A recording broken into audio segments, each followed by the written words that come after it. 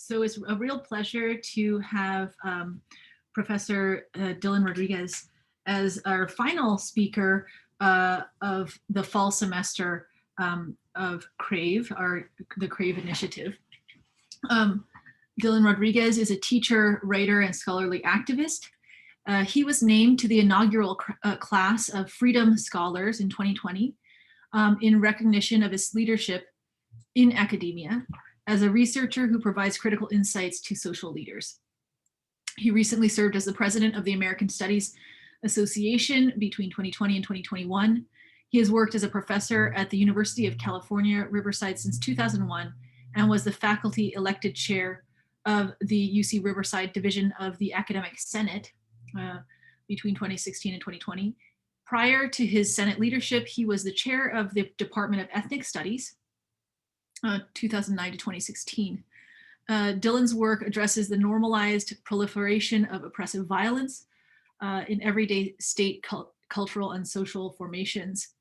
He conceptualizes abolitionist and other forms of movement as part of the historical collective genius of rebellion, survival, and radical futurity. He is the author of 3 books, most recently White Reconstruction, Domestic Warfare, and the Logic of Racial Genocide. That was published by Fordham University Press in 2021, and is the co-editor of Critical Ethnic Studies, a reader that came out with Duke University Press in 2016. And as Professor Chung has said, that we're going to actually have more of a, if you will, a roundtable format, a discussion-based format. So if you would like to kind of, obviously, if you have questions, definitely feel free to use the raise hand function to to ask your question. We can call on you in order.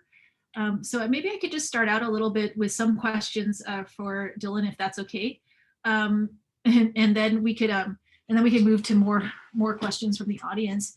I was just wondering, just to set the stage a little bit, could you tell us a little bit about your current scholarly activist work, like how you think about the ways in which scholarship and activism, advocacy are knitted together in your work? Thank you for starting us off with that. It allows me to maybe frame the discussion in a way that I think demystifies the fabricated distinction that we oftentimes draw between the things we call scholarship and the things we call activism. There's a couple ways I want to demystify this. On the one hand, I'm against any automatic kind of celebration or valorization of whatever it is we're calling activism. And the reason is because over the last now going on about a half century, the field of activism is thoroughly infiltrated and permeated by the influence of liberal philanthropy, multiple forms of think tank intervention, the overtures of liberal and progressive state forums, and academia, right? So the things we name as activism are oftentimes already infiltrated by these forces. I mean, in other places I've called it the nonprofit industrial complex, because so much of it takes the form of nonprofit community or based organizations, which rely on funding from those philanthropic liberal institutions. Whether it's Mellon, whether it's the California Endowment, whether it's the Soros Foundation, et cetera. I'm saying that a lot of us got fellowships from those organizations, right? But that's a very different thing. Getting an academic fellowship is a very different thing than having a grassroots organization having their campaigns funded by, and therefore directly shaped by, accountability to liberal philanthropic organizations. So, okay, on the one hand, there's that field of activism that we really need to think about and scrutinize in a critical way all the time. We need to analyze what the activism consists of, because I think it is sometimes a professional academic tendency or habit to less than critically or even uncritically celebrate what we recognize as activism, right? So that's a problem. I think there's that on the one hand. On the other thing, the thing I want to demystify is this thing we're calling scholarship. Scholarship as an intellectual practice is central to every radical revolutionary abolitionist movement in the history of the galaxy. There's no movement of transformation or radicalism or anything, or even insurgency and insurrection. There's no movement without scholarly study. that is at the heart of all that praxis. Okay, so one of the, I think, entirely intended consequences of the rise of the nonprofit industrial complex has been an alienation, a kind of induced and institutionalized alienation between different scholarly practices, meaning their professionalization into things like what a lot of us do, ethnic studies, Black studies, et cetera, right? Interdisciplinary forms of critical study. Their professionalization into those academic fields, and on the one hand, and then the kind of, you know, sometimes coercively, other times very solicitously created forms of anti-study, of anti-scholarship, what others would call anti-intellectualism, right, in a certain kind of context, within movements, within organizations and movements, right? So study, the work of theorization, right, meaning theorizing one's condition, having a dynamic, living, analytical, and collectively studied analytical framework around one's condition, that's really fucking hard to do nowadays, in US-based movements in particular, and in US-based social movement organizations in particular, right? And oftentimes when we do try to engage in those forms of collective analysis and study, meaning scholarship, this is what I'm talking about. This is scholarly work, right? This is, you don't have to be a professional scholar to do it. It's scholarly work, it is study. That stuff is seen as somehow decadent, right? Like it's a luxury. You know, that's not the real work. We need to do mass building. We need to do campaign organizing, and we need to do X, Y, and Z, right? We need to get on our social media campaign. We got to do this, all this political education study. We don't need any of that. So I struggle with this constantly in almost every organization I'm part of, including organizations that are very critically self-conscious about this very same problem. Like we still get caught up in that shit, right? So we got to find ways to build a scholarly, critical approach to our activism. We need to find ways to hardwire that into everything we do all the time. So that's how I see this. I also see everything that I just said can and should happen as independent and autonomous from the apparatus of the university as possible. I say that somewhat hypocritically because I also am number one on board with anybody who wants to reappropriate and redistribute resources and infrastructure from the university to empower and spur those kinds of things, right? So it's like I'm in this tense contradiction between those things, but you know, if I take my own, you know, I've probably been saying this for about 25 years, my own analysis of the university seriously, which is that it's entirely, not entirely, it is significantly operated through the logics of organized crime, right? If you were to like do a kind of power mapping and understand how shit works in university institute, you know, in colleges too, it's like the logics of power work very similar to organized crime. In other cases, they operate more, you know, a little bit more like the military or something else, right? But there's a kind of organized crime power mapping within universities that that I think it's important to acknowledge and you know, critically inhabit in some kind of way so that you're not just victimized by it all the time. Right. So I'm saying that's like that dirty contradiction I'm in, y'all. Like I'm just going to be real about it. But I do think that it's a dirtiness I'm willing to wallow in a little bit because I figure like one of the modest things that people in our positions can do is to redistribute resources and like instigate stuff that can happen independent of these spaces and institutions. So yeah, that's my kind of general kind of, it's not that general, I guess, but that's my kind of overarching high level view of that relationship between scholarship and activism or whatever. Yeah, is that I think we need to demystify the I think institutionalized alienation between those forms of human praxis, and then find ways to hardwire them into various forms of movement, for sure. Yeah. Well, that's really helpful. I actually have one. I'm going to save my question for, I mean, I have some other more broad questions, but I have a tiny little question I'll ask in a little bit on that. But could you maybe, I mean, we did circulate the Society in Space article, but just in the interest of those who are attending, if they haven't had a chance to read it, could you just thinking about what you have just outlined in terms of the, you know, these kind of very problematic distinctions between so-called scholarship and the boundaries around that versus, quote, professional activism and advocacy and so forth. Could you talk a little bit about what you describe as an abolitionist rethinking of coalition, intersection, and justice, and how we might think about that in relation to anti-Asian violence? Yeah. In fact, the way I want to do, let me talk about it in somewhat backwards, because I'm really distressed about what's happened in the months since the Atlanta shootings.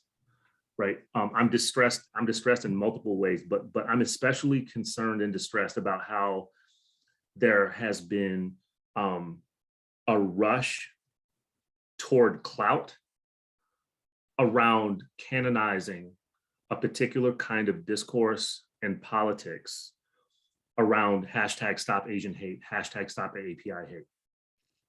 Right. Like that, it's deeply distressing to me how quickly a kind of Asian American establishment response to these atrocities has turned into immediate alliance with the police. It's both unsurprising and like just enraging. And I'm talking about everything from Daniel Day Kim, right? I used to love him on Lost, right? It breaks my heart that I got to talk shit about him now, right? Like I loved his character on Lost. I like his character in most movies. But in fact, this dude's now putting bounties on Black people because of the cherry-picked, media exhibitions of so-called Black on Asian violence. And this dude fell right into it, and he's using his platform as a celebrity, as a Hollywood celebrity, to try to put bounties out on folks. It's exemplary of what's happening, right? And then you have community-based organizations, nonprofit organizations. I have comrades in various abolitionist organizations, AAPI, feminist, queer, sex worker-centered, formerly incarcerated centered organizations throughout California in particular, but in other parts of the country as well, who are getting completely drowned out by a kind of establishment Asian American block of nonprofit organizations that is building alliances with their police departments, building alliances with elected officials to do at least two things simultaneously. Well, two among many things simultaneously. One is to further reify the reliance on hate crime and on hate, the discourse of hate, and then on the jurisprudence of hate crimes as the primary venue through which to make anti-Asian violence legible. Right, I'll repeat that one more time. It is a reliance on both the discourse of hate, meaning anti-Asian hate, and the jurisprudence, meaning the criminal justice apparatus of hate crimes legislation, to make violence against Asian descended people legible, right, in the United States in particular. It's also compounded by the fact that it's been funded by, I think at this point, $2 billion plus from philanthropic organizations to do the work of that canonization. So we have to ask ourselves why, right? Like, what is the logic of that canonization, and what is it responding to beyond Trump referring to the COVID virus the way he did, beyond kind of resurgent white nationalist anti-Asian violence, beyond what happened, the atrocities in Atlanta, like beyond those things, like what is this a reaction to? Well, what we have to realize is that it is not an accident. It's entirely logical that this canonization and compartmentalization of responses to anti-Asian violence are in part a reaction to Black radical and Black abolitionist and proto-abolitionist insurgency, rebellion, and organizing throughout 2020. Right? That what was happening throughout most of the calendar year of 2020 was a surging global movement that was raising into question not merely police practices, but the very legitimacy of the police. Right. And my good friend and comrade Stuart Schrader is here, and I'm thrilled that he's here, right? Because like I've been citing his shit for a long time, and especially over the last 18 months, right? But the fact that you had the legitimacy of police power being raised to question throughout most of the calendar year 2020, what it created was this kind of scramble to re-legitimate, right? And that's what fuels counterinsurgency. What fuels counterinsurgency is like a scramble to how do you re-legitimate both the institution of the police and the power of policing, meaning police power. So part of what I'm concerned about in that article that y'all circulated and y'all don't need to read it. Like if you read it, great, I hope you do. But you don't have to, because I just talked about it. But part of what concerns me is how that compartmentalization of anti-Asian violence gets turned into a reproduction of a dependency on policing and police power as somehow magically becoming the solution, right, to anti-Asian violence, right? As if the police will somehow, and will somehow be mobilized to defend our peoples, whoever our peoples might be. So part of it is all that, and then the larger opportunity, I think, that is still here, right? In that, like I said, some of my loved ones and comrades are trying to take it, trying to mobilize and organize around this opportunity. The other opportunity is to reframe what has happened, what we're calling anti-Asian violence, to frame it within a totality of white supremacist and white nationalist violence, and in particular, anti-Black state violence, as part and parcel of that apparatus, meaning state and extra state violence that targets particular populations for subjection, for demoralization, for direct physical and physiological violence, for criminalization, for incarceration, right? And it happens in different ways with varying degrees of intensity, right? And those varying degrees are sometimes totally asymmetrical. We know specific populations are targeted for certain forms of state violence, right? So what happens if we locate or we situate what we're calling anti-Asian violence within that broader totality, right? I think that what that induces is, number one, it decompartmentalizes, right? It deprovincializes anti-Asian violence, which is, frankly, it's something that a lot of Asian American AAPI organizations don't want to do, right? They want a claim. They want a claim to grievance. They want a claim to a particular kind of slice of philanthropic funding, frankly, and I don't think I'm being cynical in saying that. I think this is actually empirically bound out, right, by the record over the last 11 or so months.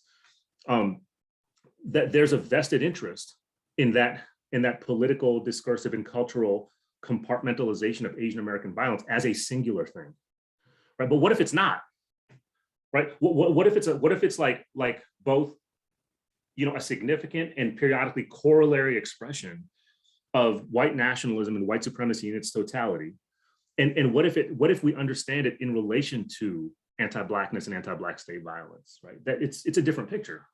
I think it's a different thing. I think the productive things that can happen in thinking about things that way as well is, number one,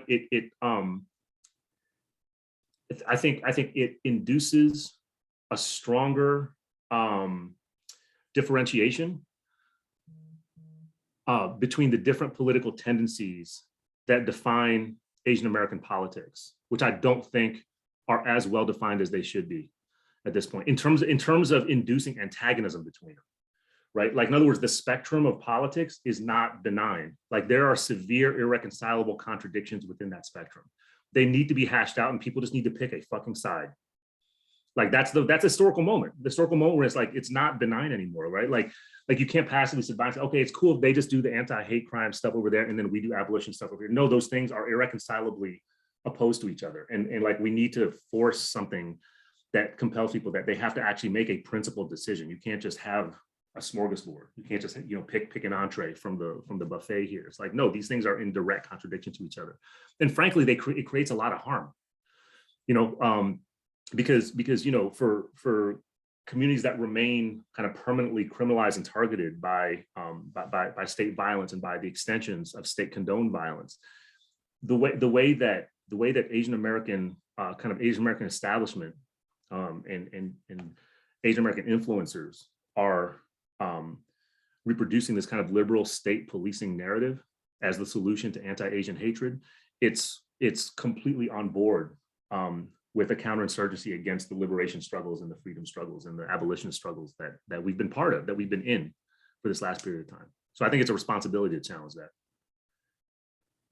That's a really great segue into so in some ways to kind of think about the problem of if you will, as you worded it, the Asian American establishment as a kind of consolidated identity, right? That then takes as its core, like an uncritical, kind of valorization of policing and criminalization, and how we might kind of contrast that to what it would take to within, for example, the space at the university to build space, what it would take to kind of create a space for critical thinking in engagement with AAPI communities without reproducing those conditions. So how do we actually create a site of inquiry and space for that inquiry on the kind of diverse issues facing AAPI communities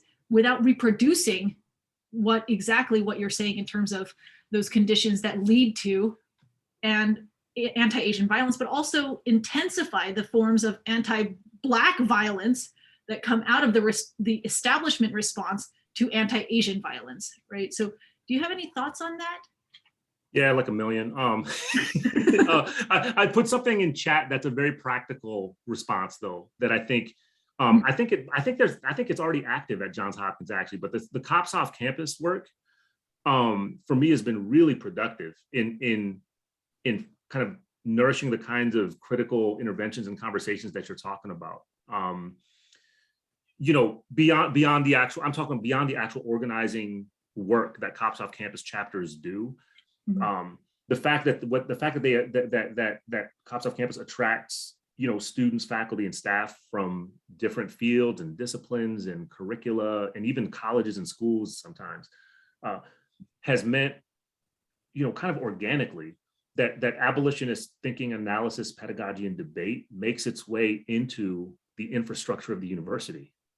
Right. So at the same time, so it's interesting. This is what I've seen in the last, 18 months of working with Cops Off Campus folks, is that as much as, in my view, the very modest agenda, right, a very narrow, modest, and we had a long debate about this at the founding of, at least in the kind of California system-wide California statewide Cops Off Campus. We had a debate about this over a couple of weeks about should we keep our mission statement, our purpose, to just abolishing police presence on university and college campuses, right? Or should it be something bigger? And so like the debate played itself out and we said, all right, for now, what we're going to do is we're going to focus on a very specific slice of police abolition, which is getting them the fuck off of campuses, right? Cool, right? So like, to be honest, I can't remember which side of the debate I was on with that. I was probably on both sides at some point, but like, as long as it's abolition, I'm cool. Like, and I'll probably roll with you. But what I think has been one of the most important and empowering things, radically empowering things about being part of this, or in this last period of time, has been how this very modest and narrow agenda of getting rid of police on campuses, all police presence on campuses, has kind of morphed, it's leaked, it's infiltrated everything that everybody does who's part of Cops Off Campus. Like, it's part of everything that everybody does. It's part of it. Like, I have colleagues in the sciences who are finding ways to do abolitionist pedagogy within their curriculum, right? And it's brilliant, and it's also overdue, right? It's like they're not shoehorning that shit in. It's like, it's actually, once you kind of are in community with people who are thinking this way and are trying to like develop these frameworks, it actually finds its way into the infrastructure of the institution. It's totally illegitimate, right? It is like totally not what we're getting paid to do. It's it's rejected by administrators or whatever. And the other more dangerous part is that the smart administrators, they actually want to co-opt and institutionalize it, right? And then they start using your language, and they start using your language of abolition. They start using your language of restorative justice and transformative justice and blah, blah, blah, right? So part of the struggle is around that as well, which is universities are they're deeply repressive, they're policed and policing, and they're also totally unapologetic and at times very thorough about absorbing insurgency, right? Pacifying and absorbing and rewarding it in a way that is, like co-opted in the deepest way. So I think one approach to to both kind of catalyzing and then reproducing the institutional antagonism are these forms of collective abolitionist organizing that take the university as the point of intervention. So that's where the debate around what the mission should be had me, right? That's where it won me over, was that, okay, let's take seriously the university and colleges as a site of intervention and like let's concentrate everything there and see if that can exemplify a certain type of abolitionist counter and anti-institutional praxis for other kinds of work, right? So it got me there, but it also struck me as like, this is the least we could do. That's really what got me, right? Like the least we could do is abolish police presence at our campuses. That's the bare minimum, right? Like that's the bare minimum, just to be able to like show that we have basic principles of being in operation, and that we're willing to kind of do this at our own sites of wretched employment. So yeah, at a place like Johns Hopkins, I think this is especially crucial. So like, thanks for putting up the Coalition Against Policing connection there, Joe.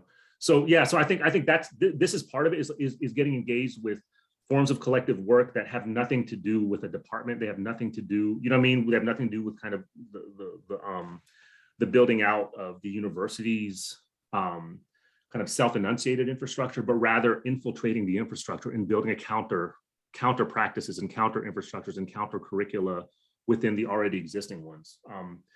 And again, this is what abolitionists have always done in most ways. Yeah. I mean, if other people also have questions, I don't want to be dominating with all of my questions. I feel kind of bad. So, if you have questions, definitely feel free to jump in, at any point. Stuart. Thanks so much, Clara and Dylan.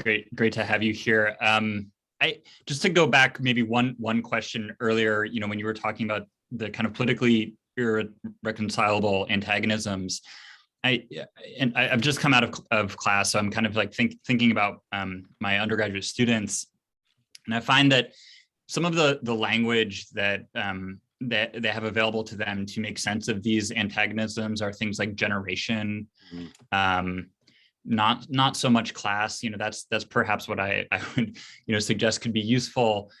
Certainly, in the context of Baltimore City, some of the tensions, the Black Asian tensions in the city, contemporary and historically, are both between different class fractions and then within class fractions as well. So I wonder if you have some thoughts about, like, in particular, how to talk to students in a kind of both pedagogical and organizing mode about how to make sense, how to give them entry points so that these irreconcilable antagonisms that we're talking about don't end up kind of making them feel totally put off, like they can't, right. They don't have anywhere to get into it except through potentially misleading characterizations of, like, generations or whatever. Yeah, that's such an important question, and to me, okay, so let me back up. So the reason why I think that's such an important question is that up until pretty recently, and I don't know, I may still feel this way, but up until recently, I was pretty consistent and loud about my belief that the historical period that we're inhabiting is kind of instructing us that the primary kind of method of abolitionist praxis is probably has to be pedagogical, which is to distinguish it from other geographies and moments in which abolitionist praxis might primarily need to be other kinds of things, meaning it might primarily need to be guerrilla warfare, might primarily need to be, building a kind of extra state infrastructure. I mean, it could be maybe it's, a kind of autonomous economy and a defended ecology. Like, so there's different forms that abolitionist praxis can take, just like any praxis. But up until pretty recently, I've been saying pedagogy is probably the main site because it's not legible, right? And I mean not legible in a deep way, not in a kind of compartmentalized, opportunistic ways. Like it's just not easily understood, right?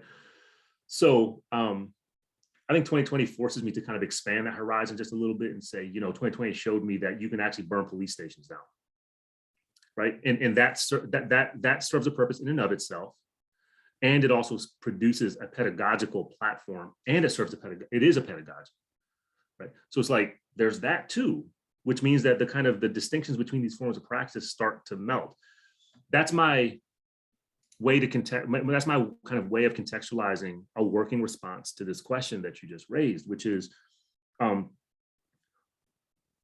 what I think is pretty consistently true, but I think is especially true for most of the students we probably get in our classrooms nowadays, is that narrative and narrativity is probably going to be the primary way that folks can access transformations of meaning, right?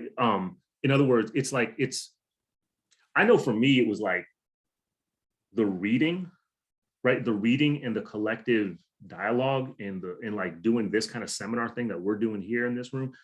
That for me was what transformed all my thought. Like it really just intervened on pretty much everything I did and the way I thought, like everything, my identity, all that stuff got shifted by that. I think for some folks in our classrooms, that still is the case, but I think maybe, you know, for many others, that may not be the primary way in which those forms of intervention, interruption, and transformation happen. So I've found myself trying to think narratively all the time. In my office hours, in kind of extra academic interactions with students, like, you know, in mutual aid settings, for example, right? Like we'll be at the park downtown, doing the food distributions or whatever, and like we'll be in conversation, and it's something more than telling a story though, right? So I don't just mean you share stories and anecdotes. There's something about the narrative structure and taking the narrativity, the kind of the pedagogy of abolitionist narrativity seriously, that you can actually generate a pretty dense and complex and activated theoretical reframing of particular kinds of problems by taking narrativity seriously. And I'm saying narrativity, I also mean like aesthetic. I'm talking about poetics, you know, and it's got to be multimedia too. So it means we got to expand our practices. We got to expand our toolbox. We got to get familiar with some shit that does make us feel comfortable all the time, which we might be clumsy at. But here's the thing: is that as much grief as reactionaries want to heap on this kind of general generation of students, especially university and college students, for, you know, having short attention span, all the typical stereotypical things that people will say about like so-called younger folks and students, whatnot, right? What I've encountered is a profound sense of earnest generosity and appreciation, and I mean like a deep sense of appreciation for teachers that are willing to make themselves vulnerable to be in that world of narrativity, meaning be uncomfortable in that world of narrativity. Students love that, right? They love it. They love it if you're in the world of narrativity with them, because then it's like you can struggle with each other that way, right? Because now you're not talking about a kind of critical theory that they may or may not access. Although some students love to do that, right? Most don't, but some do. But if you're in the field and I'm talking about abolitionist narrativity, where like you fuck with the stories, you fuck with the way stories are told, right? You mess with the aesthetic that gets reified in a certain kind of way in a poem or song that somebody likes, right? And think about, it's like reframe it and re-narrativize it in an abolitionist way. That's what I'm talking about, right? So I think that's the mode of entry I think I've found to be most interesting and successful. And it also proliferates out because then students start to share all these obscure, I'm about to call it weird. I don't mean weird in a pejorative way. I mean weird in an abolitionist way, like weirdly abolitionist shit that they're finding on the internet or on TikTok or whatever. And like I'm opening up my, you know, I'm teaching on Zoom this quarter. So like I'll give somebody co-host capability. They start sharing this stuff. I'm like, oh my God, that just blew my mind, right? And then like I'm learning from, you know, Black trans abolitionist practitioners, right, who are like totally reshaping some of the notions of performativity and making performativity central to how abolitionist practice happens. Like that's the field of narrativity I'm talking about as one example. So yeah, sorry, that's kind of an open-ended response, Stuart, but like that's how I see it at this point. You know what I mean? Like I don't necessarily think that traditional orthodox notions of political education are the best avenue. That they might be for certain students, right, that are into like certain form of organizing. But I think as a general statement, it's like we have to have a capacious and vulnerable understanding of that field of narrativity, you know, because that's what's shaping stuff right now, and take it seriously, to take that field seriously as abolitionist practice, a part of abolitionist practice. I hope that made some kind of sense. Yeah. Joe has another question, has the next question. Professor Rodriguez, thank you so much for this. I mean, I want to say, first of all, Forced Passages was a really transformative book for me, for opening up exactly some of these alternate histories of narrativity and poetics as informed public intellectual contributions that are worth taking seriously as scholarship, on the level of any discourses that we might want to reify. I want to thank you for that, first of all. Thank you for reading it. Seriously, thank you for reading it. It's been an essential object for me for more than a decade now, I'm suddenly realizing. But I wanted, jumping off of Stuart's question and your response to it, and thinking about sort of pedagogical work and how it connects to other domains. I mean, I wanted to hear if you could expand a little bit on the section of the Society in Space essay on mutual aid, and how you connect that to the sort of work of building narrative and poetic forms of approach to the question of abolition. Like, how do you connect students and peers on the university to the work of mutual aid in a way that isn't going to collapse it into some of the politics of recognition that you note, like Glenn Coulthard would critique? How does that work with some of the politics of land that he's always making such a acute reference to? I'm curious a little bit how mutual aid works with the production of plates and emplacement, and the ways that our universities are so keen to disrupt our students, our staffs, our peers' access to that history of emplacement. Yeah. So I'll say that my working concept of mutual aid primarily comes from Dean Spade's work with Big Door Brigade. I don't know if somebody can put the link to Big Door Brigade in the chat, but if you can, I have it somewhere in my bookmarks. I'll put it up later. But Dean, the brilliant abolitionist, trans activist scholar, etc. Everything he does is amazing. Based in Seattle. His concept of mutual aid is inseparable from kind of genealogy of revolutionary organizing and anarchism, right? Like, it's got a deeply anarchist, extra state, autonomous of the state, anti-state kind of desire and vision that animates what mutual aid is, and so what I really love about the way Dean talks about mutual aid is that it's all about proliferating. It's in that way, it is completely opposite to what I was calling the nonprofit industrial complex, which is entrepreneurial, it's capitalist, it's about consolidation, it's about accumulating capital, right? And it's about finding ways to exploit movements in order to generate basically, income for organizations, right? So mutual aid is kind of the opposite of all that, in the sense that it seeks to decenter. It seeks forms of direct solidarity that do not require capital, right? They don't require the kind of outside contribution of philanthropy or capital to be viable. And in fact, they reject it. They say that those forms of charity are central to what reproduce the forms of crisis and vulnerability that require mutual aid interventions in the first place, in the first instance. So on the one hand, there's that. On the other hand, I also want to say that I honor what somebody's become a friend of mine, Amika Tendahi, and I'll put the link up there. Maybe somebody can put the link up to an organization called Ujima Medics, based in Chicago. Ujima Medics, based in Chicago. What some would call a mutual aid organization that's based in Southside Chicago. It's a Black geography, the Black geography of Southside Chicago. Thank you for doing that, Jordy, and thank you, Joe, for putting up Big Door Brigade. So Amika doesn't like the term mutual aid, right? And she said this actually. She said this in a conversation that we have online through American Studies Association, through a freedom course. I'll post that link up later too. But she said she actually doesn't like the term mutual aid, and she was working through a kind of Black feminist and Black women's radical caretaking tradition that basically precedes the concept or the rhetoric of mutual aid. And what she builds up toward is a concept that somehow exceeds the idea of solidarity. It exceeds by far the idea of coalition. And this isn't a conversation she and I had separate from anything, that's online, but I keep referencing it. and it's the phrase she uses is deep responsibility, right? She said there's this notion that they try to animate in eugenics of deep responsibility, and that is the thing that interests me as part of what could be thought of within that narrative and poetic approach to abolition, right? Meaning that it's not a paradigm, all right? So like, I'm not saying that this is somehow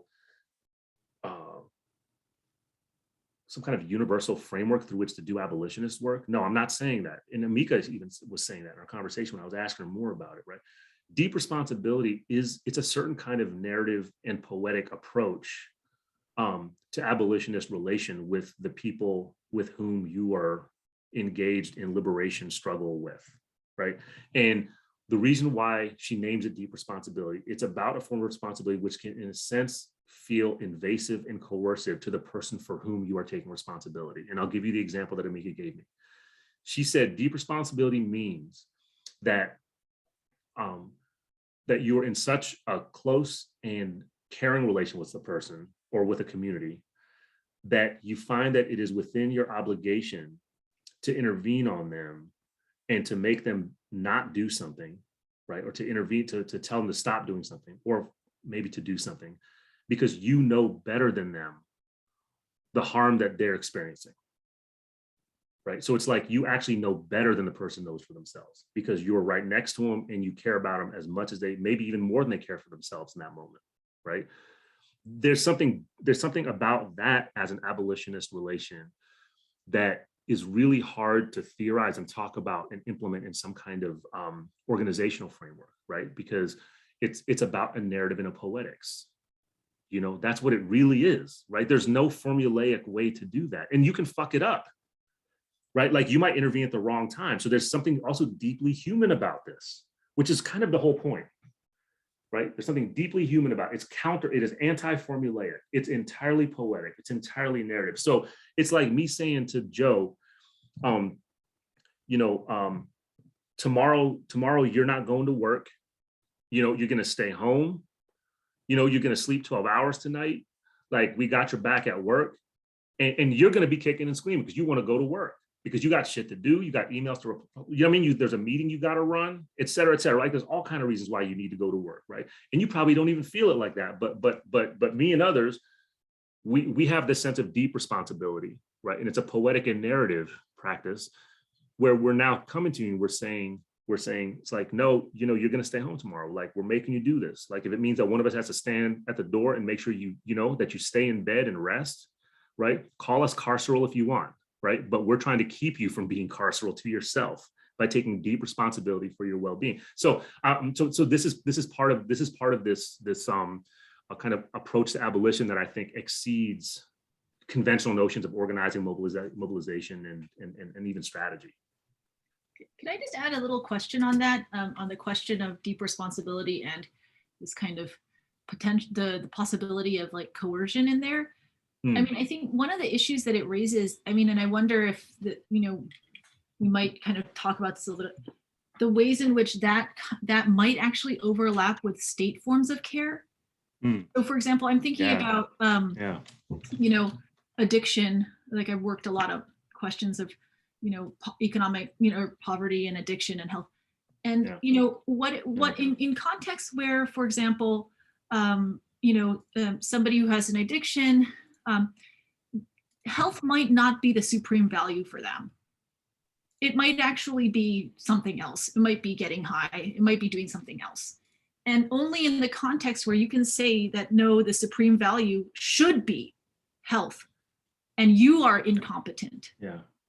Would I coerce you, essentially incarcerate you in a psychiatric facility or, and so I'm wondering how, in what ways does the impulse to care also have this dark side to it?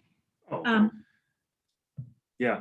Well, no, this is part of the problem is that white supremacist anti-Black chattel colonial state has basically monopolized the institutionality of care, such that it's actually hard to disarticulate an intervention from a notion of state intervention. This is. I mean, you could make an argument. This is part of modernity, right? That the rise of modernity has been actually a colonization of care practices so that they become kind of articulated with, and maybe even conceptually almost inseparable from the invasiveness of the state, and therefore from the anti-Blackness, the racism, the coloniality of the state. So yeah, I mean the carcerality of the state too. So so I think it's something in excess of a dark side. I think it is actually constitutive of the way care is understood generally. And then on the other side of that is why I should say in continuity with that, not on the other side, in continuity with that, is that the demands for care tend to be demands on the state, right? Which means it's like it's not only not the dark side, it's like the dark side, the light side, and the shadowy side all together. It's like the state is in the middle of the whole fucking thing.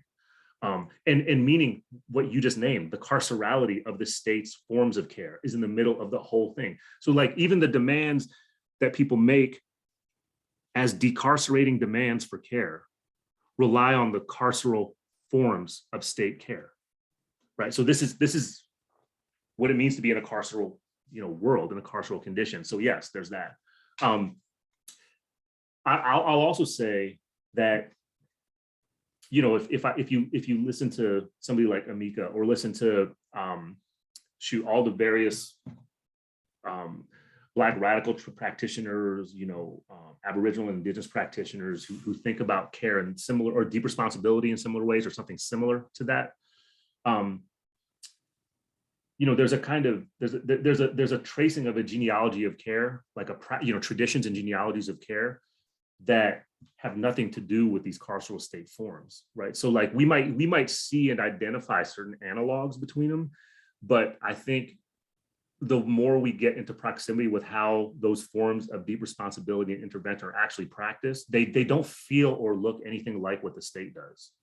You know what I mean? Now, that's not to say that the danger you're articulating is not clear and present and constant, right? So I'll say yes, like we need to highlight that all the time, because the point you're making to me as well is that there can be ways that even this notion of abolitionist deep responsibility can be taken over and then implemented in a certain way that replicates state power and policing. So yeah, I mean, that's the case with almost everything. I mean, that's part of the counterinsurgency of reformism, is that shoot, at this moment, transformative justice is being taken over by district attorneys, right? Like they're actually implementing they say they're implementing transformative justice as alternative to incarceration. It's like, no, it's still entirely criminalized. Like, it's like the whole thing is still completely part of criminal justice, but they've done their homework and they know how to skillfully steal these terms and concepts and words.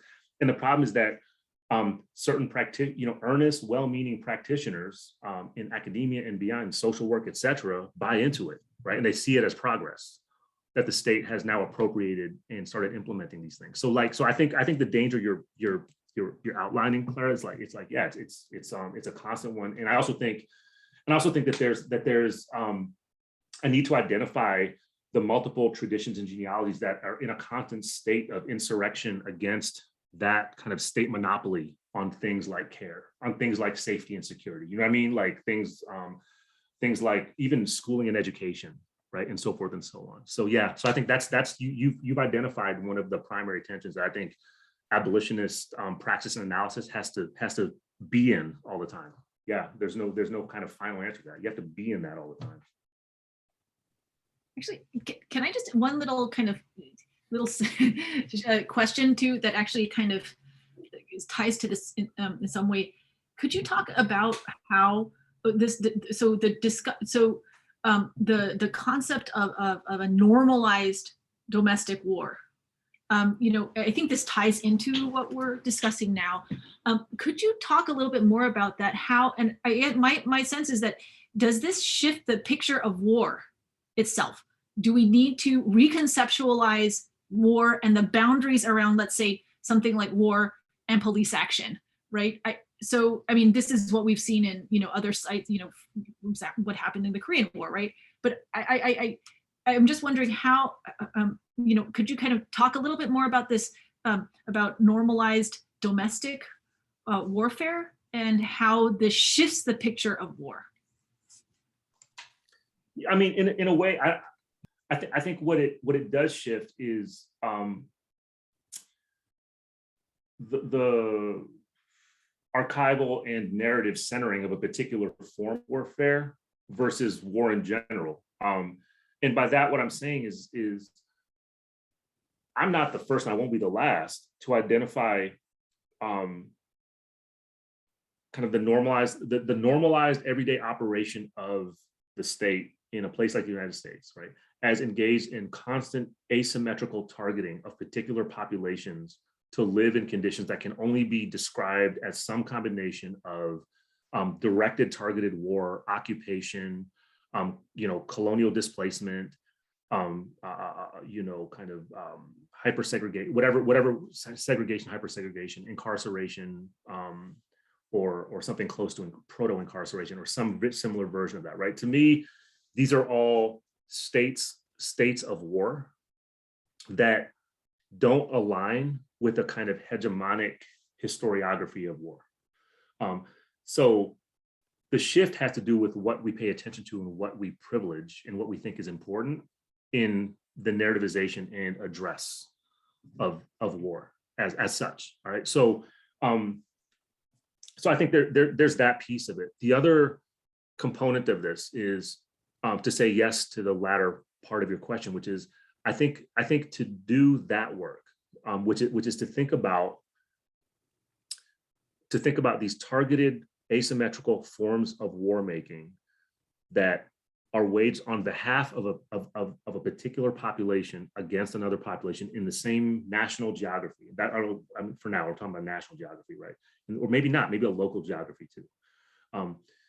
That's how it becomes normalized, right? Which is to say that it's not a war of one kind of citizenry waged on behalf of one citizenry against another nation state or a threat to that citizenry, right?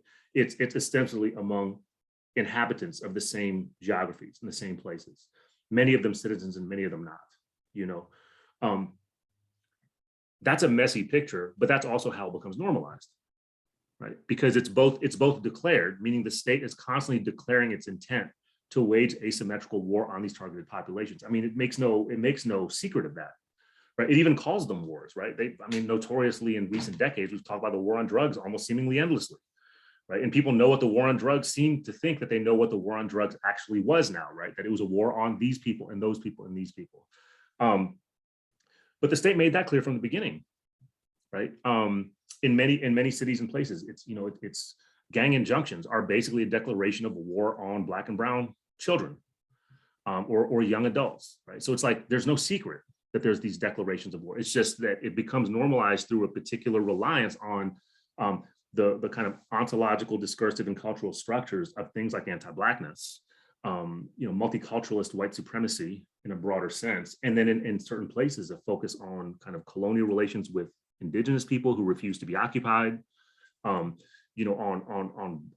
brown people who are criminalized and under states of constant siege, and then undocumented people, right? If not unhoused people, people in the sex work industry, people in other kind of extra legal forms of labor and so forth and so on. So that's happening all the time. Part of the answer to the second half of your question is also a strong yes, which is that shifting the boundaries of war and police action means that we have to understand police action as war, or both police action and then police power, right? That police power generally as a kind of modality of modern power, it's always and already a kind of exercise of war making on policed populations, which is again in the context that we're thinking about here, it's asymmetrical. It's asymmetrical, which is how it gets normalized in the first place, right? So I think it's a question of that. It's a question of how we choose to kind of center a certain understanding and analytic of war, which has kind of always been there. It's just a question of whether we center it or not, really. That makes sense. Dylan, I might jump in here because I think this, what you just talked about in terms of war and then domestic warfare is related to something that I've been thinking about, which is just ways to understand white supremacy in a way that doesn't necessarily center the US. So, like when we talk about white supremacy, usually parenthetically, there is like a US in front of it. And I'm just wondering if you think that it could be useful to think about it in the plural as, like forms of white supremacies, sort of, and attend to its specificities as it plays out, not just in the US, probably in relation to the US, because, if you think about the conventional warfare, the imperialist warfare, forms of neocolonialism that has like really touched, I think pretty much every single part of the world, then of course it comes back to the question of a kind of US derived white supremacy. But at the same time, I've always found it kind of disturbing that, in it, and, I think this is like the historian in me, I really like want to think about like in places where white supremacy, the term may not even exist. That doesn't mean that the structure doesn't exist, right? Or that a language for it doesn't exist, but the term itself, white supremacy, might not be that term, depending on the society that you're in. And it also may not have the same affective structures, right? Like the way it feels in your everyday life may not be the way that it feels for those of us who are based in the US. And so as someone who does work on mostly I don't work in US archives. And I've sort of found the, in some way, like I have mixed feelings about the way in which the ways in which theorizations of white supremacy by US scholars who are mostly thinking about the US, although of course, like I said, a kind of global US empire framework, that sometimes gets kind of just like inserted into context, like, thinking about white supremacy in the context of Japanese imperialism in, East Asia and Southeast Asia. And, especially since you've done work that, crisscrosses the Pacific, I'm wondering if you have thoughts on, does it detract somehow if we think about white supremacies in the plural as opposed to the singular? Like, I can see there being an argument for a kind of like there being political value to centering it in the US, but at the same time, I feel like that seems almost like a neo-imperialist move itself. Yeah, I feel that. No, I think what lurks over that entire problem that you're outlining is that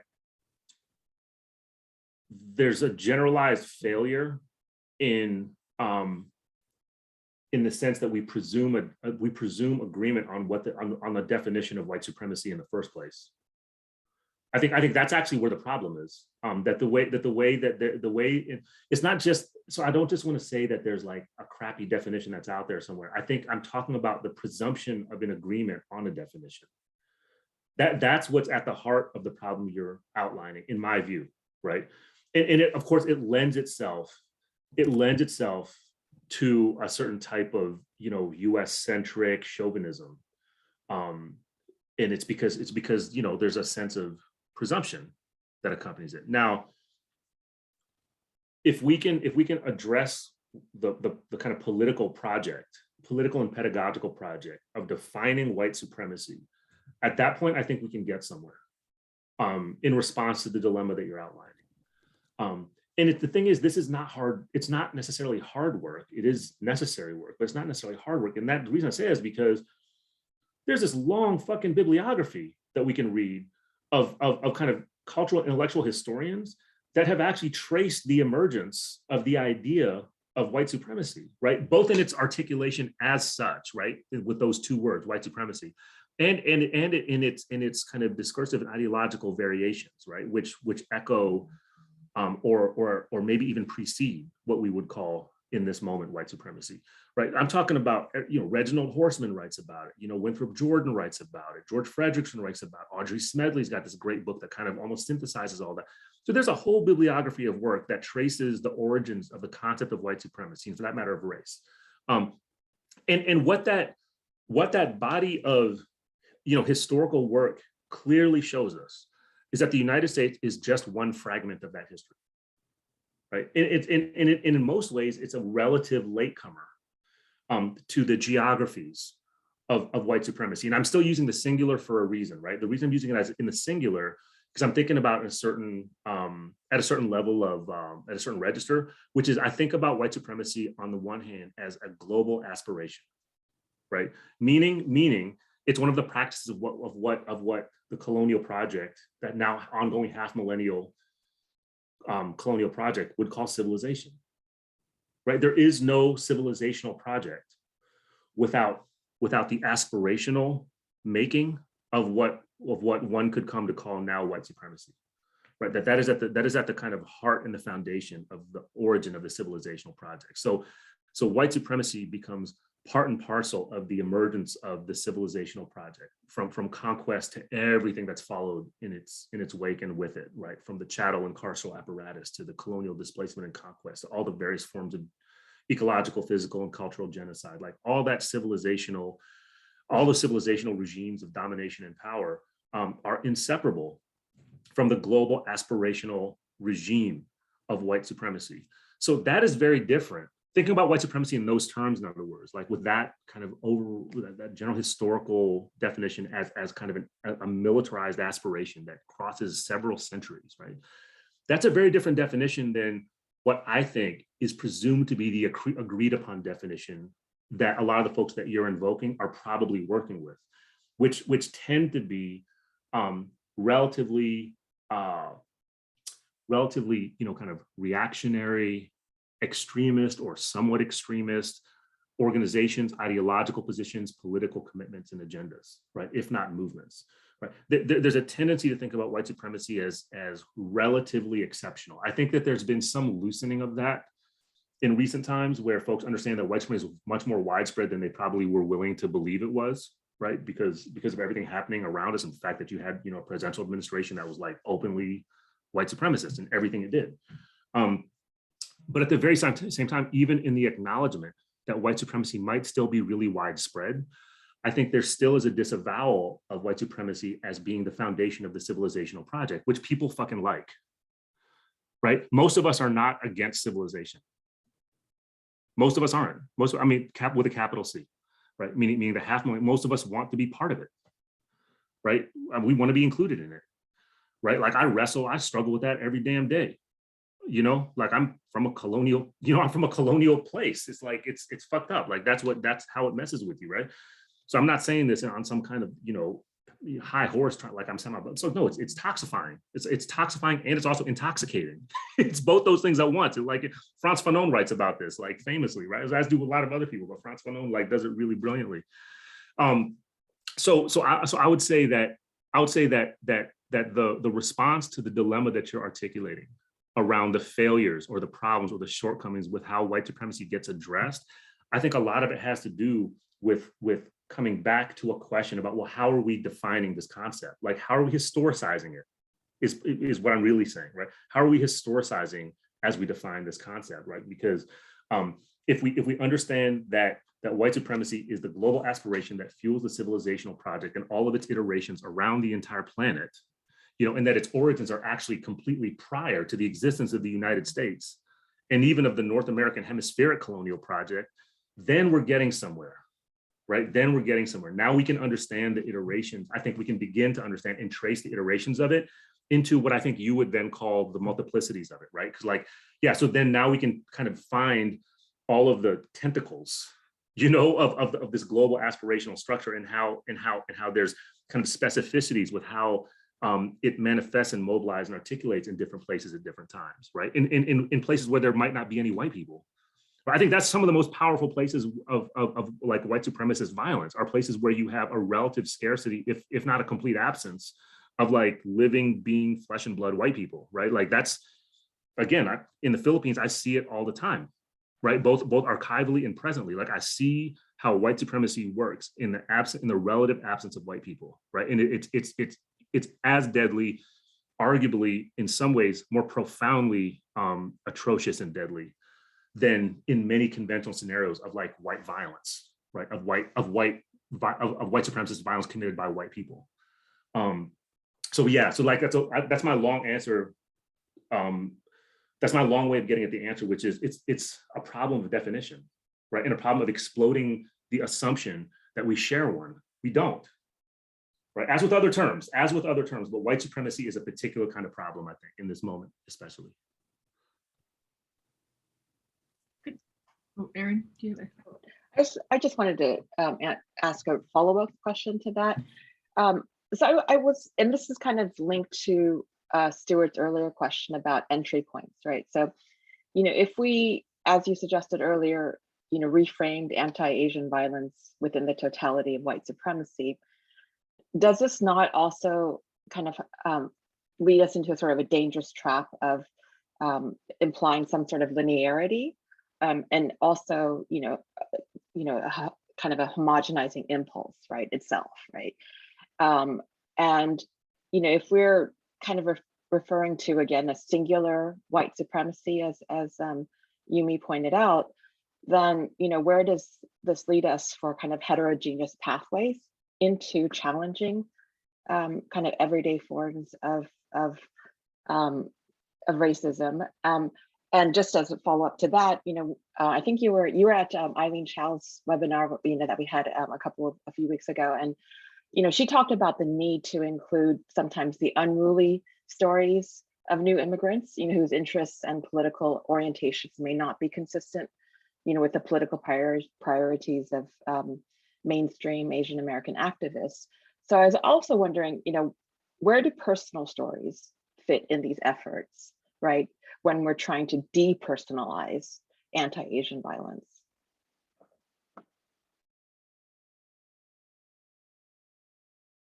I was taking notes. Let me start with the last part about stories, personal stories, and other kinds of stories.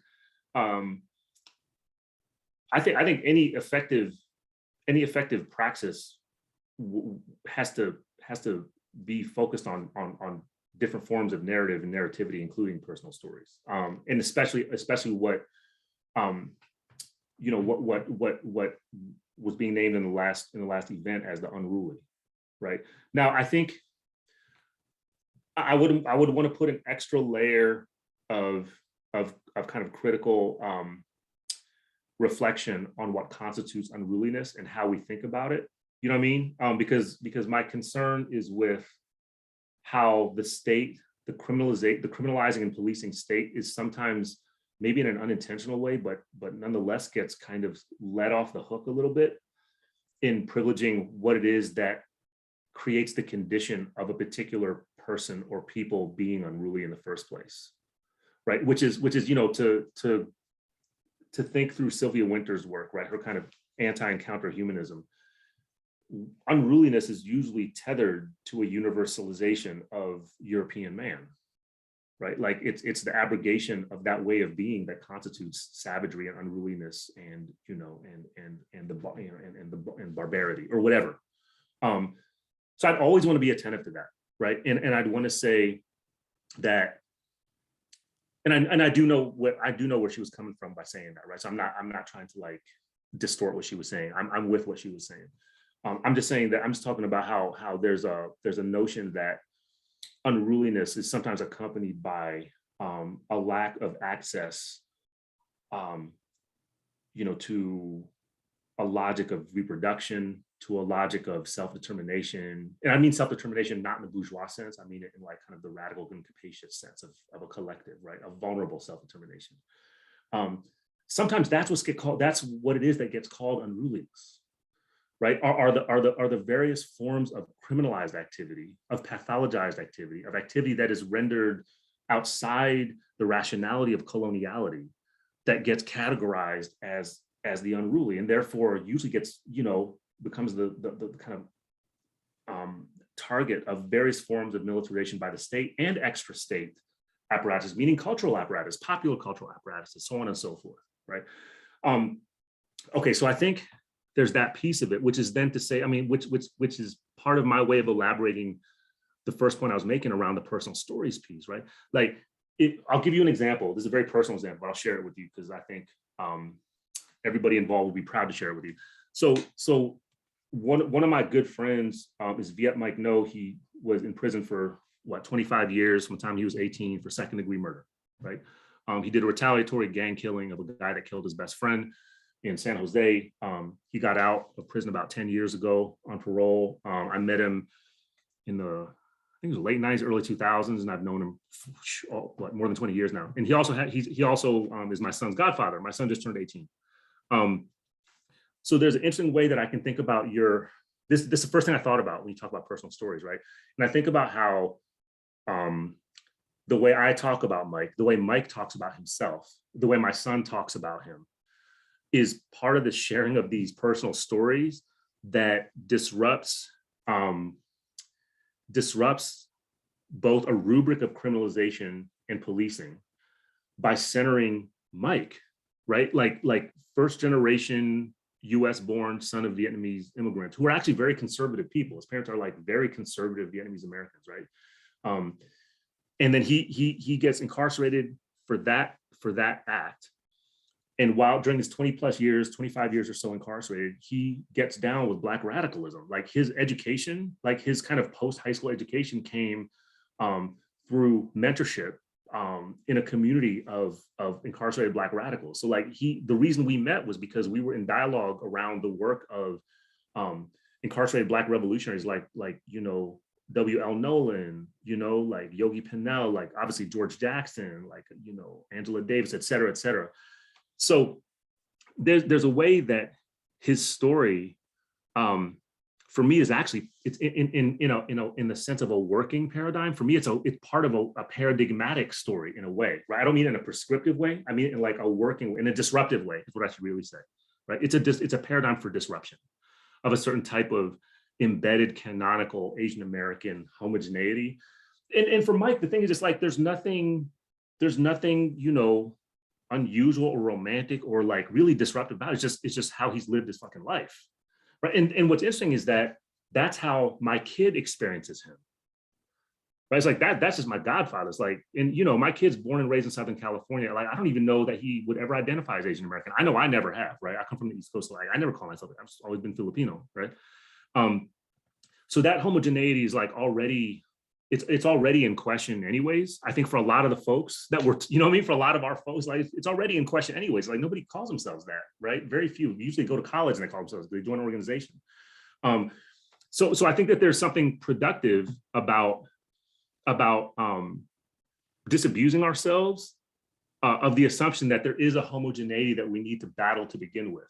Right. So that's what I'm saying with this particular kind of person. And sometimes these stories are the things that help us understand that, and they help us resist what you're gesturing to in the first part of your question, right?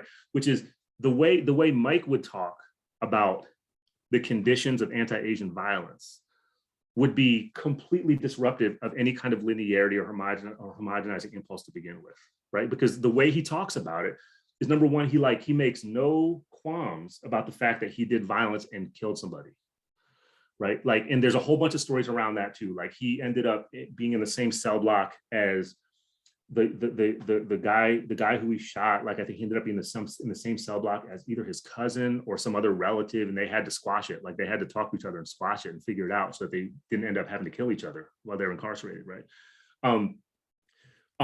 So you know, so he doesn't make any qualms about acknowledging his intimacy with interpersonal violence, right? His culpability for it, right?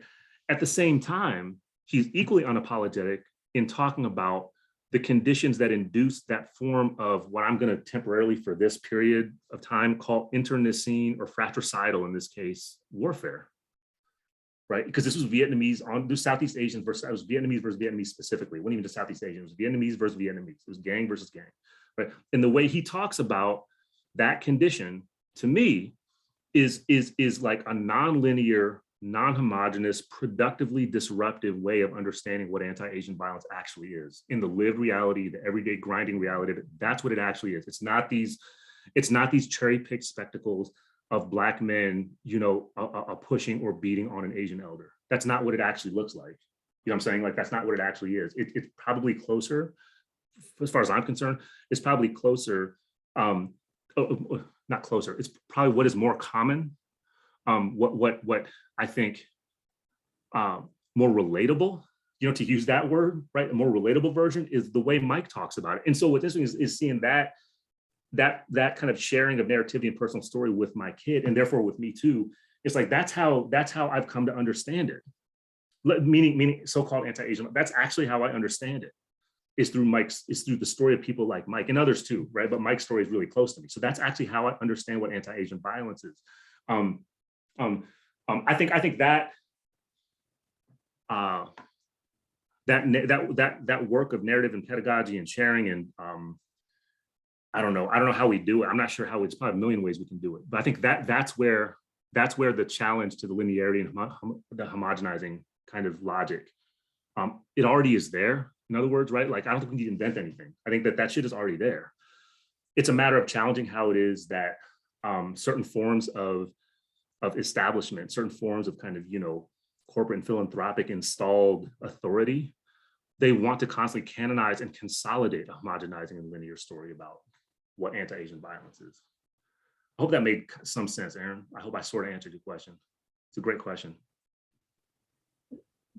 Could I just take the slightly different tack from Aaron's question? I just in terms of the thinking, if we take this, the notion of, the kind of the global aspiration to white supremacy, that, and how, and so Aaron was actually, perhaps questioning whether that might actually assume a linearity to it, and I guess I just wanted to take a slightly different tack on that, which is to ask, what if we have that particular model of thinking through white supremacy, like, what is the model of politics? So I'm kind of thinking about, like, for example, the ways in which, so I'm just thinking, for example, of Asif Bayat's work, the sociologist who works in the Middle East, and he has this beautiful discussion in Life is Politics, where he basically takes and says, well, the grassroots organizing model of politics from Latin America, like, was taken by essentially scholars in the Middle East, and they were saying then, actually, there is no politics here. But he said, it's actually not that there's no politics. The problem is the model. The model migrated, and it actually really couldn't actually, it was inadequate to that reality. And so then he develops this this notion of life as politics, where it's not actually deliberate action, but really this what he calls a quiet encroachment of the ordinary. People actually, like in settings of economic precarity, where they just start to take over the sidewalk because they need to sell things and create all of these informal markets. And so I'm just wondering, how do we distinguish between the problem with the model, that we might have in terms of what the model of politics is, and if we look at that in relation to the different settings, and that we may actually then discover that the model is actually the problem, and not be able to see, for example, the diverse forms of politics that are discounted because they don't fit certain forms of deliberate action, even at the level of the grassroots. Yeah, this is, I think, I think both your question and your references get at one of the vexing problems of modernity also, which is the way it conceptualizes and installs a kind of canonized understanding of what counts as politics, or what politics is, and then therefore what counts as politics and political practice. I think compounding that is a kind of global North first world fixation on a kind of Gramscian hegemony type model, which focuses on civil society, on this kind of dyad between the civil society and the state. And which thinks about what Gramsci, would name as the war of position, right? Kind of constituting historical blocks to try to influence, the formation of the states, or constitute power within civil society. I'm being really vulgar about it, but like y'all can like look it up on Wikipedia if you want. But the notion of war of position, I think, is part of the flaw here as well, right? Even to the extent that folks want to think about politics beyond a strictly state-focused politics, even the way they're thinking about a civil society-based politics has problems. if we understand how in some places there effectively is no civil society because it's colonial, right? Or there's no civil society because it's carceral, or there's no civil society because it's in a state of like open warfare. In those places, you can't actually engage in civil society work. What you're trying to do is often some combination of survival, which is the sidewalk economy, right? It's like, how do you fucking survive? Well, you have to institute, and try to reproduce a sustaining exchange of necessary life goods against the state and against the dominant economic regime, right? So like there's that part of it.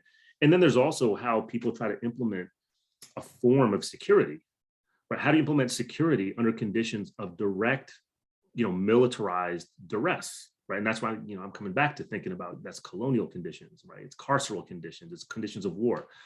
So I don't, I have no attachment to the word or the concept politics in that sense. I'm more interested in praxis. I'm interested in the concept of praxis because I think praxis can incorporate a lot of other kinds of things, including aesthetic labor, including reproductive labor, all these things that generally are understood in the kind of classical tradition of politics and political science to not be politics, but which in my view are entirely about power, right? So like if we're talking about ways of trying to produce and liberate power against oppressive and demoralizing and colonial and chattel and carceral forms of power, that's where my interests are. And I think that's where the kind of homogeneity and linearity of politics in general gets completely exploded. In this sense, you can think through everything from Dean Spade's notion of mutual aid through the model of anarchist proliferation to thinking about the multiple genealogies and traditions of guerrilla warfare, right? Like there's not one, there's many different traditions of guerrilla warfare. And guerrilla warfare oftentimes takes the form of the sidewalk economy that you're talking about, right? It actually takes the form of trying to build autonomous and self-sustaining and defensible economies among people. That in many cases, that actually is part and parcel, if not central, to how guerrilla war is being waged against an occupying colonial oppressive power. It also means abolitionist traditions of marronage, right? Like what do it mean to think about marronage, again, as a form that falls outside the traditional canonical notion of what politics is, but in some ways it actually falls outside traditional notions of contesting power because it's about fugitivity, escape, and then autonomy, right? Like a liberated Black autonomy that is building a geography and an infrastructure for a way of being human that is completely outside and separate from. At the same time, it's endangered by, the plantation world and the modern world itself.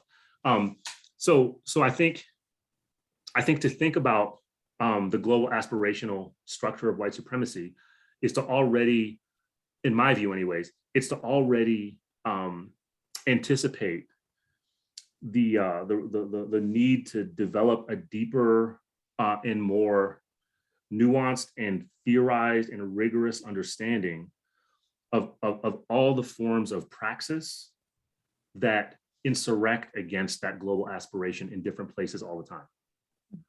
Right, like that's how I see it. I see it as praxis, and we can call it politics too. Like I'm okay with that, But I do. I think in general, I do agree with the problem that you were outlining, which is with how it is that particular forms of human praxis are just not understood to be part of political struggle. Right. I think that's not productive. Just not helpful. Right. I have just a follow-up comment, not really a question, but something that throughout the conversation, I've just been thinking, there are these like really kind of gendered, I don't even know what it's called, I mean like assumptions, but then also just associations with a lot of the concepts that we've been talking about. And I just like can't help but notice that, there's like masculine politics, feminine or feminized praxis, right? Like there's masculinist white supremacy. I don't know many people who think about feminist white, like a feminine white supremacy, although I mean there are some people, but just like in general, right? And sort of like the antidote to that being, right? Like something from a feminist tradition or from the feminine.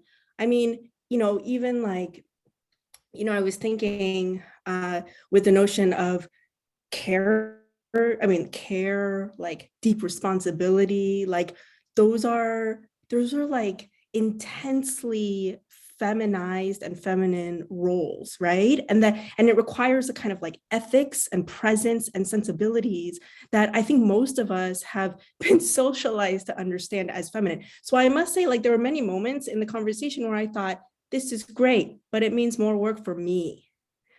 And it and sometimes, like, and I don't mean that in like a bad way, but like the reality is that sometimes when like it there is, I think we don't really talk about how this all falls in a differentiated way depending on what your what your sort of own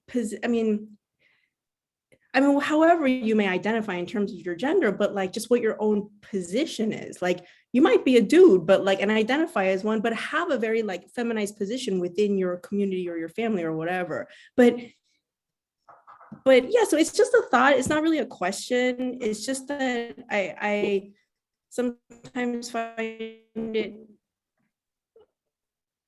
kind of, I don't know, like really like hardened kind of gender binary that so many of us like are trying to disrupt. And yet, like, when we talk about these things, that so just saying.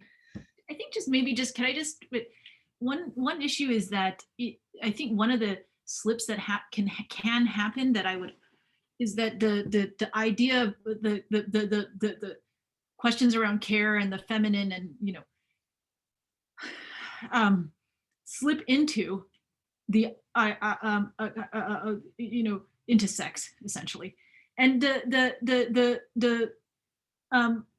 and so it's I think trying to think about the fact that we actually, all beings, have a region of the feminine, right? And it's not, and I think that what can happen is that in universities, for example, there's an idea that a woman inhabits the feminine, right? And that might not be true, because your body can be lent to lots of different voices, and you can be the voice of patriarchy as a woman, right?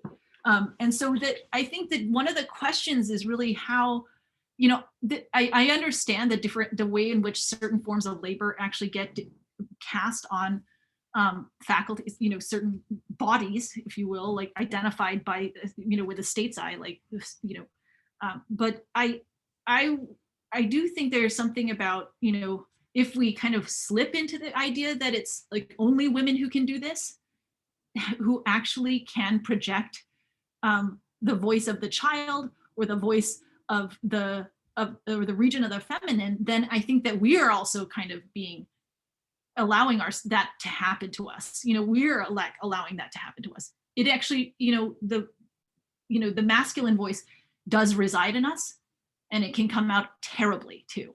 So I don't know. I guess I would just be, also put a little bit of a space in there, just to say that I do understand the way in which, women of color are often taken up into the university as these tokens and asked to do more and more labor. But at the same time, I do think that, there's an assumption that those very same faculty, in fact, are aware of when they are the voices of certain forms of coercive, destructive power, right? So I think that we should be careful with that too. No, and I want to honor what both of you are saying, and just, place emphasis on how these gendered, masculine, misogynist and heteronormative, transphobic, it's anti-Black institutions, they weaponize those forms of gendering all the time. They weaponize them all the time, and part of the weaponization is not merely to coerce and prescribe particular forms of caretaking on women, and for that matter, queer and trans faculty, and faculty of so-called faculty of color as well. It's also to force us to respond and refuse it, to respond to and refuse it. Like that takes a chunk out of what we do all the time also, because then it's a whole dilemma, right? Because then you're put in the position of having to question whether your refusal to participate in this kind of a deeply sexist, misogynist, and patriarchal institutional practice of caretaking, et cetera, will now come at the expense of somebody who needs your care, right? And it's an unfeasible position, right? It's an unfeasible, and like many of us find ourselves all there all the time, you know, and me being cisgender, hetero, you know, male identified, all that stuff. I feel like I can nonetheless identify with some of these positions of gendered caretaking where I'm called on to do it in a certain masculinized way, but it's interestingly kind of convergent and blurring with what is traditionally understood by, especially by my white women and white feminist women colleagues, to be, you know, something that is burdened, that is made their burden. I'm like, wow, it's really weird because like the stuff you're talking about, I have to do it all the time, right? And you get to say no, and I feel like I can't say no. And I'm this dude, right? And I'm the guy over here, like whatever. And so there's all that. There's another thing too that I wanted to say is that it might even be worse than what we're saying, right? So yeah, I'm coming to bring joy to everybody today. It might be worse than what we're saying, because what I've been observing with interest and alarm in recent times has been how certain notions of care, which in other moments would be, I think, fairly compartmentalized to the gendered feminine, right, are becoming territorialized into white masculine and masculinist reactions against mobilizations of Black radical and abolitionist activity and movement. And by this, I mean the rubrics of protection and defense, right? As it often articulated as caretaking, right? So like we know protection, defense, yeah, masculine, except there's a notion, there's a way that the rhetoric in the aesthetics of this, there's a whole like YouTube community of people who share their stuff out as these white men who name themselves, you know, they're protectors. They see themselves as protectors. And it's weird, like if you were to just read the transcripts of what they say, right? If you were to download the captions of what they say, it sounds like white mothering in many cases. It sounds like bourgeois white mothering, right? What they're actually saying, but yet they've articulated in a way that's like, it's profoundly militarized and militant, right? It's both militarized and militant. And it's entirely about a white hetero masculinity and manhood. So part of even the gendering masculinist colonial white supremacist projects happen sometimes through these rhetorical and affective structures, which means shit is worse than we thought it was. Yeah. So I think we have a question from Jailene. She just put it into the chat. And she's asking, she was curious about the comment that white supremacy is sometimes stronger in places where there are no white people, like the Philippines. Could you talk more about what that looks like and what you meant by this? And is it unfair to ask you to talk about this in the context of Duterte and his drug wars and anti-US rhetoric? Right. Yeah. So I can talk briefly about this. I think in the Philippines, it's hard to talk about white supremacy without privileging the specificity of anti-Blackness as something that has to be differentiated from white supremacy conceptually and otherwise. So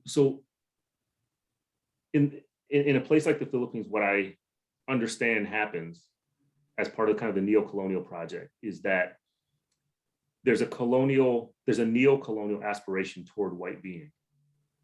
Right? In other words, to like inhabit the kind of privileges and entitlements of a certain imagined white subjectivity as proper personhood in the modern text, right? And it happens through all these different ways that are superficial and then deeply epistemic, and then even like dance around ontology and all that stuff. Okay, so there's that piece of it. But what gives that abstract and deeply personal aspiration legibility is our everyday practices of anti-Blackness in rhetoric and thought and imagination. And part of the anti-Blackness, by the way, is also what folks used to call negrophilia, right, which is the fetishization of Blackness as part of anti-Blackness.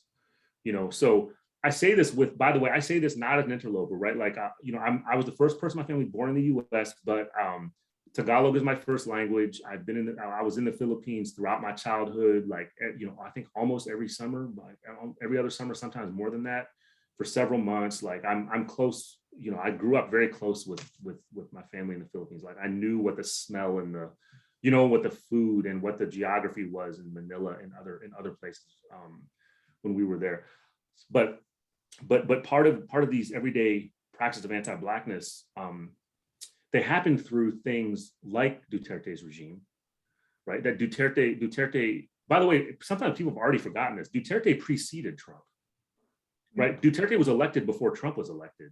And I remember after Duterte was elected and then Trump, and I think it was somewhere around that time, Trump also announced his candidacy. I was like, number one, Trump, this motherfucker is going to win, right? This dude's going to win because of who he is, not in spite of who he is. And number two, this will be the first time in my living memory that the Philippines set the example for the US. Usually it's the other way around, right? Like in terms of the narrative that we have of what the Philippines does. Like usually we're trying to follow what the US, like, oh, look, we actually set it up for this guy, for Trump to do it. Because like Duterte is like Trump times 10 in most ways, not in every, but in most ways. But if you follow what it is that Duterte does and the way he talks, meaning in his misogyny, in his homophobia and transphobia, in his unapologetic, declaration of brutal domestic war against people who fit whatever his category of criminalization happens to be that day. Like, and it's literally like that, right? Like it's whatever it happens to be that day. It's the kind of discursive and cultural structure of anti-Blackness that gives his shit some coherence. And again, this is in the relative absence of white people and in the relative absence of phenotypically Black people, right? But nonetheless, he relies on the policing criminalizing apparatus of anti-Blackness to make his so-called war on drugs legible to people, right? I hear my own love, my favorite tita, like my favorite one in the world. I still can't get over the fact that she's a Duterte voter and supporter, right? Like in every other experience I've had with her in my life, she's been like progressive and feminist and like pro-queer and everything else.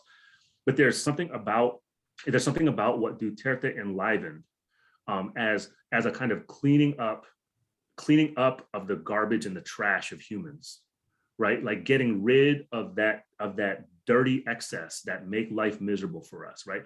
And again, this is drawing from, in my view anyways, it's drawing from a rhetoric of coloniality. It's also drawing from a rhetoric of anti-Blackness. It's always kind of converging those things.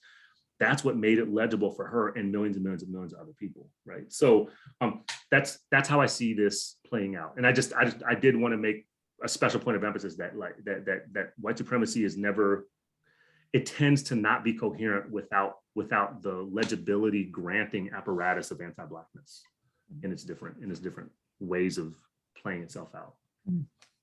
So we have our final question. Jordy would like to ask a question. Hey, thanks so much. Hi. Hey, I am working on a piece in response to some of Claire Kim's work on the racial hierarchy in the United States. And the piece critiques her kind of framework of the insider kind of foreigner paradigm, especially as it relates to Black folks, or in particular as it relates to Black folks. I basically argue that the insider paradigm just kind of doesn't work to explain Black folks' location in the racial hierarchy. And I argue that it's better to sort of think about communities of color in relation to kind of sites of harm and struggle that we share. But what I'm struggling with is trying to think about ways to kind of articulate the Asian American experience in the United States in ways that gives like absolute kind of attention and credence to the Asian American struggle. And I'm wondering, I can't decide, I'm not sure how I can do that, or if I can do that without having to refer to anti-Blackness, or if that is something that I don't need to do. Or I guess I wanna kind of make it clear that I think Kim's work is so important for articulating kind of the location of Asian Americans in the racial hierarchy, especially as it relates to white supremacy. But I struggle to think about how I can kind of critique this insider paradigm as it applies to Black folks without kind of losing the specificity of how she explains Asian American folks' location in the racial hierarchy. And Claire's obviously like reworking this piece. She's working on a new book, but I would love your thoughts on that. Yeah, this is part of, I think, the structuring dilemma of what we would call racial politics in the United States, right? Is like this is kind of at this point almost a common sense schematic understanding of whoever we call Asian Americans as being on the inside track of affinity and approximation of whiteness, and therefore of anti-Blackness, in constant juxtaposition to Black people, and also played out through so-called Asian American forms of anti-Blackness. Yeah, so I think there's a few different ways to address it. One is, what would it mean if we if in tracking this kind of it seems to me like what you're doing, it's a combination. It's like theory, it's genealogy, it's like archival, it's oral historical, it's testimonial, it's all the above, right? So it sounds to me like this is by necessity kind of multidisciplinary, anti-disciplinary, multi-method type of project. So like, it's beautiful, do it, Jordy, like don't hesitate, like please, thank you, please and thank you. Thank you for doing this work. My compact answer to this, and I have much more to say, and others will have much more to say about this, is that I think that there might be a productive way to get at an answer to your question by centering people that are working under the general umbrella of Asian American and even AAPI abolition. I think that there are some answers that come out of that praxis. Most of that praxis is happening autonomous of the academy. Most of that practice is happening in some dialogue with these kind of theoretical and political debates, but a lot of this shit is just happening in relation to like community-based community sites of struggle and counter theorization, critical theorization, that are, in my view, they are their own bodies of knowledge, right? They're their own bibliographies and citational references. I can put you in touch with my good friend Connie One up in Oakland, who I've known since 1995, right? We know each other almost 30 years. She struggles with this all the time as, somebody who's categorized as like an Asian American abolitionist. She has an organization, AAPI Women Lead. She's doing the work around sex workers. She's doing stuff in constant dialogue with like, Black feminists and Black queer and Black trans abolitionists. But yet the communities and people that she generally interacts with are what I earlier named the Asian American establishment in the Bay Area, which is thick. Like that is, they are no joke, right? Like she gets scared for her life sometimes because of the way people react to her. But they react to her because she refuses the script of anti-Blackness. And then beyond that, she's constantly challenging how these establishment organizations and kind of political establishment figures, meaning like so-called leaders, how they rely on a particular relation with the anti-Blackness of the state to accumulate their own credibility and traction, and not to mention funding and all the other kind of stuff. But I think part of what she's doing there is entirely about trying to transform and mobilize working class, Asian American, Asian migrant, Asian American communities against the very establishments that have tried to compartmentalize and it and then construct them as a monolith, right? So like, it's deep and dangerous work. I'm not exaggerating any of those terms. It is deep and dangerous work, but I also think that this is where there's a kind of theory and knowledge that's bubbling up and out that I'm still struggling to get my head around, but like, that's probably the person to put you in touch with. So I put my email up there earlier, just shoot me an email and I'll put you all in touch with each other. I think that's where the answers are, to be honest with you. I think that's where the answers are. Great. Thank you so much, Dylan. This was an excellent discussion. And I think we're kind of at the end of our time. So I want to thank everybody for attending this really lively discussion. And just stay tuned for our spring's events for next spring. There's a lot going on, and we'll have our poster out and circulated. So, and oh yes, and Erin Chung just put our website on Zoom chat. So thanks everybody, and we'll see you next semester. Hey, thank you all for letting me for doing it this way. I so appreciated being in conversation with you rather than doing the whole 45-minute presentation things. I just thank you. Thank you, everyone.